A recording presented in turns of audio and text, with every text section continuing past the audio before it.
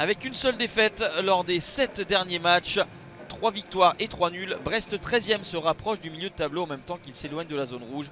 Angers de son côté est 14e, un point derrière et s'est donné un peu d'air en signant son premier succès en 2020 et a ainsi enrayé une série de 4 revers de rang. Les Angevins sortent donc d'un succès face à Montpellier à domicile grâce à un but de Stéphane Baoken. Le Camerounais est titularisé par Stéphane Moulin ce soir. La première opportunité notable des hommes de Dalloglio, elle est sur ce coup de pied arrêté.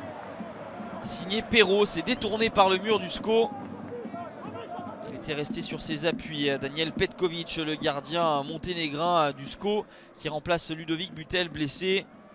Irvine Cardona qui travaille sur le côté. Le centre tendu était à destination de Gaëtan Charbonnier, qui arrive un poil trop court pour couper la trajectoire. Nouvelle situation sur coup de pied arrêté avec la vigilance du grand gardien monténégrin.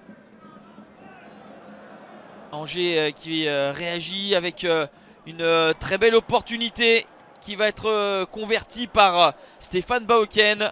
4e but pour le Camerounais, son 2e but en 2 matchs donc. La belle perforation et percussion initiale de Souleymane Doumbia, l'Ivoirien qui décale idéalement Stéphane Baoken. La frappe du pied gauche est puissante et trompe Gauthier Larsonneur. La frappe lointaine derrière de Christian Batocchio était osée, intéressante, mais elle passe au-dessus du but de Petkovic. 1-0 à la mi-temps pour le SCO. Une seule défaite à domicile pour l'instant pour les Brestois, c'était face au PSG. Pour le reste, c'est 6 victoires et 6 nuls pour les hommes de Dalloglio à Francis Leblé. Ils ne veulent donc pas s'incliner devant leur public et poussent dans ce 2e acte. Mais la frappe de Mathias Autrep est trop écrasée. Angers recule, mais limite les énormes offensives des Brestois. La frappe de Mendy est contrée par Thomas. Beaucoup de solidarité et d'abnégation pour les hommes de Stéphane Moulin pour tenir ce précieux succès. Le dernier arrêt de Petkovic de façon peu académique de l'épaule, mais qui met en échec Alexandre Mendy une nouvelle fois.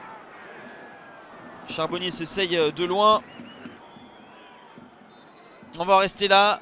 2e victoire consécutive pour Angers qui se rapproche du milieu de tableau. Brest battu à Francis Leblé pour la 2e fois de la saison est devancé par son adversaire du soir.